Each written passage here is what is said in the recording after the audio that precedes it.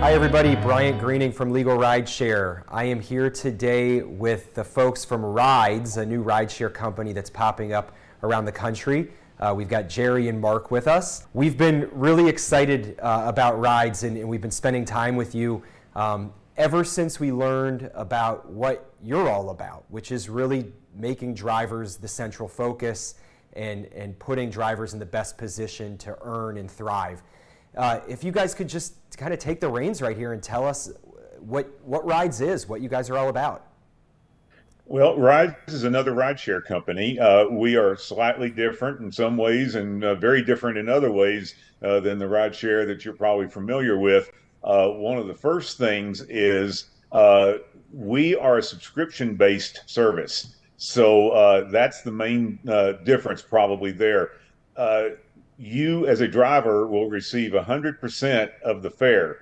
That means there's no smoke, no mirrors. Our boss likes to refer to that term. There's no, all the fare, everything except the booking fee. Oh, everything except this. But it's always the fare, but everything except. We have no everything excepts. You get 100% of the fare. The things that obviously you will not get are things like airport fees that have to go to the airport, sales tax, credit card swipe fees, and insurance. But other than that, everything the passenger pays, including tips, goes in your pocket. Now, we are region based, meaning you will sign up to drive in one particular region. Regions are rather large. They're centered around major cities, most of them. There's a Chicago region, there's an Austin region. I'm from Austin, Texas. There's a San Antonio region, there'll be a Houston region. So that size, but you will sign up to drive in one region, and the region charge is typically $100 per month for the subscription fee. But some of the smaller markets that we have will have slightly less fees per month.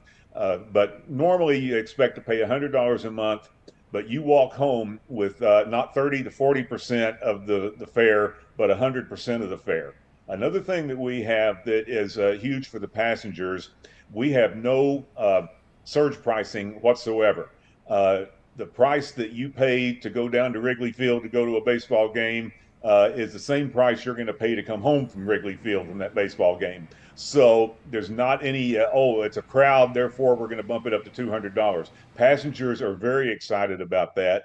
But on the other side of that, we have something called a perk, PERK. It's an acronym. Basically, what it is a way for the passenger to add, let's say, incentive, make it worth your while. Let's say that there's a 2 or 3 block trip that I've got to take, but it's snowing. But I'm on a business account, and I know it's only $5, and I don't care. I will pay $25 not to have to walk in the snow.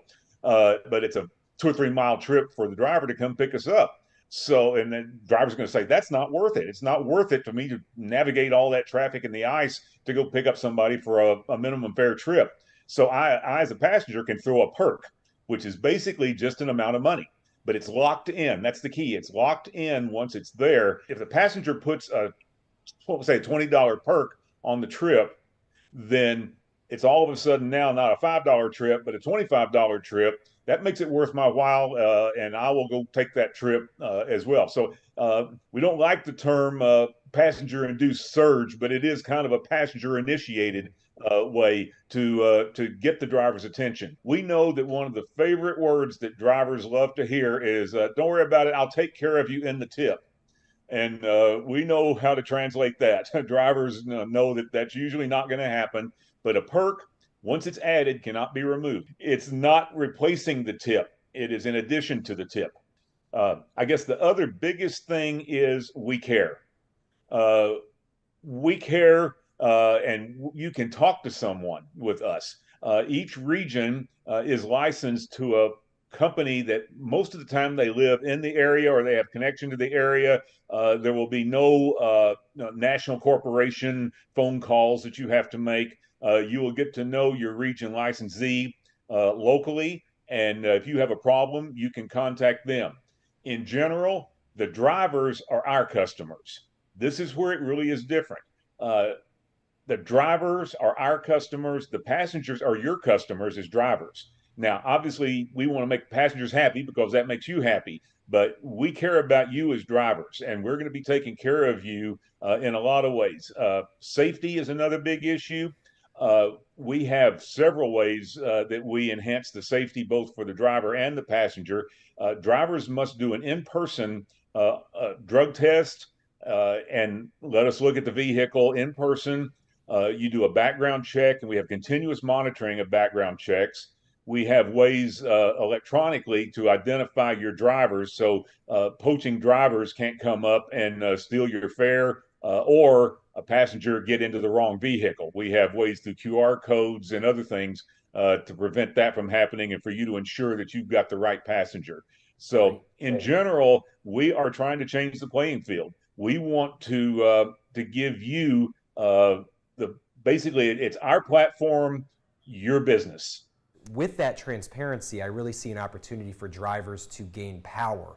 And when we talk Yes. about one of the the downfalls of the rideshare industry, it's that drivers have been powerless. So I'm appreciative of what you guys are doing. Mark, can you tell us a little bit about what you're doing in Chicago? Speaking of the face of a local market and group. Well, we're definitely trying to make a huge impact in the city. Obviously, trying to reach 8 million people right off the bat is not going to be an easy thing. But we've been making some really strong connections with you, Legal Rideshare, with IDG, places downtown. I've been in constant communication with my drivers who have already signed up so that they know I'm definitely 100% there for them. But basically, I'm just doing everything I can just to get the word out there to the passengers and the drivers so we have an equal balance of both to let them know that there is another option out there. I mean, everybody's wallets are definitely going to be pinched to the tightest way they can this year because of, everything being so expensive. But we want to let them know there is an easier way to get around to the airport, around the city without having to save extra money just to travel around. So we're trying to create connections and partnerships with the city to let them know we're not just here to be a millionaire, we're here to actually help. You and Leah are active parts of the group. So when a driver has a problem, something goes wrong on the app or there's an accident or whatever it may be, there's somebody to talk to. When we talk about Uber and Lyft, you're getting shipped off to a customer service that's hosted in some other country, and you're literally there typing the answers to the customer, to the driver when they need it. So I think that face-to-face contact and that camaraderie is really important. We were lucky enough, we've had drivers that have been pushed to us who have been involved in accidents who just needed a legal consultation. So a driver says, hey, Mark, hey, Leah, I was involved in an accident. Do you have somebody to talk to? We've been able to have those conversations because you've directed them, our way. So I think what we're really getting at here is that there's a collaboration, there's a partnership, there's a personal relationship that's being built. And as long as you're part of it, as long as we're part of it, the drivers are taken care of. I'm the IT architect and designer, but one thing that I want to say is I like to hear from the drivers. I have gone to several meet the developer meetings in different regions where I've had a chance to sit down with the drivers and they bring a legal pad in and tell all the wouldn't it be nice ifs that they've always wanted. And you're close with friendship with me. Tell me about it. I want to hear about it. So if you get involved with rides, you have close contacts with the developer who really does want to listen to you because the experience you guys have as drivers is significantly more than the experience I have. And so I want to hear your stories, your things, your fears, your concerns, your issues, and let's talk about that too. I know that many drivers could create a better, if they had the technical skill to do it, they could create the best app out there because they know exactly what the problems Right. are when you're using the app, when you're out on the road. I did a little bit of Uber driving to understand exactly what our clients are going through. And I'll tell you, I thought the navigation was difficult to understand. I was always stopping the car about a half a block short of where the actual drop-off was. If I had the developer's ear, I would have told them, I need some additional information here. I need some warnings, or maybe you can put my icon of the vehicle in a different place, or whatever we would do. Well, now you have that ear. You are able to have that that conversation, and the app can be built around you and your needs. Exactly, exactly. We've actually already implemented a lot of things over the last year or so that have come from drivers, and every time I go meet with a driver, I get a couple more ideas. So we're still doing that, and we're listening. And like I said, you drivers have a lot better ideas than I do. So you tell us about them. Can't guarantee it, but it's certainly things that we will think about, and we may tweak it a little bit, but our goal is to give you what you want.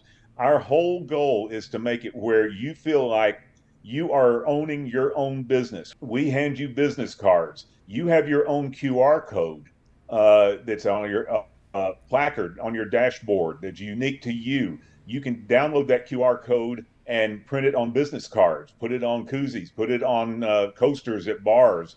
So we're doing it to where you market yourself, you market your business. And we're doing a lot of things to help you, to assist you in that. But that's our goal. You know, the more you market for yourself, the more we're all going to benefit from it. Every driver out there is running their own business. Whatever rideshare company you're working for, you are an entrepreneur, you are a business person, and you need to protect yourself. And that's one of the reasons why I'm so excited to be working with Wridz, is because you're arming drivers with the ability to make enough money and to protect themselves when things do go wrong. You do that through customer service, and you do that through partnerships. One of the things that I'm excited about in working with you is that there's a direct line to our office if one of your drivers gets involved in an accident. So, say you're riding, you're driving around on Wridz and somebody rear ends you. You don't know how to handle your property damage claim. You've got a sore neck. You might need medical attention. If you weren't driving on Wridz, if you were driving for Uber, they're not going to help you at all. If you're driving for Wridz, they have a direct line to me. They can give you my contact information, and we can be giving you a consultation on how to get the medical treatment, get your car repaired, put your lost wages back in your pocket, and get your medical bills paid. So we're hitting this from every possible angle to make sure that drivers are protected before they start driving, while they're driving, and if and when something goes wrong while they're on the road. Along those same lines, you mentioned that one of the questions we get all the time is about insurance, and you are covered. We still recommend you get your insurance rider on your policy. For rideshare as a driver, there that's $10-15 a month. But as far as your liability and other types of insurance, everything, we have a policy that is covered. We're loving that you guys are prioritizing insurance and protecting your drivers and others in our community. That's what insurance is for. Something, will go wrong. It's just a fact of being on the road. So people have to take responsibility and provide adequate protection, which is what I'm thankful Wridz is doing. Well, guys, I appreciate the opportunity to hear about what Wridz is up to. Mark, can you just give us a quick rundown of what's next in Chicago? What can we expect over the next 6-12 months as you guys are developing? Well, obviously, as you already pointed out, we finally got our airports. That was the biggest hurdle we had. I mean, it took a long time for us to get that. So now it's not just, we're working here, but not here. Now we're working the entire Chicagoland area from north to south, east to west. We're going to be heading up a lot more campaigns. We're going to be definitely doing a lot more when it comes to face-to-face interactions. We're going to go downtown. We're going to meet the people. We're going to talk to people. So it's now just nothing's going to hold us back. Nothing can hold us back. So I just want to get out there and just talk to the people and let them know there is another option out there for you. If you want to be safe, everything, we've already done marketing, even local areas, that there is an option for you. And if you are looking for some extra cash where you actually are treated like a human being, we are here to help you out and treat you like family. Jerry, Mark, thank you so much for taking the time to talk with us today. I'll just remind everybody that if you're in an accident, if you're injured while using rideshare, please reach out to us. We can help you. Consultations are always free, and we're happy to assist any way that we can. Thank you again, and we look forward to talking again shortly. Absolutely. Thank you very much for having us. Thank you.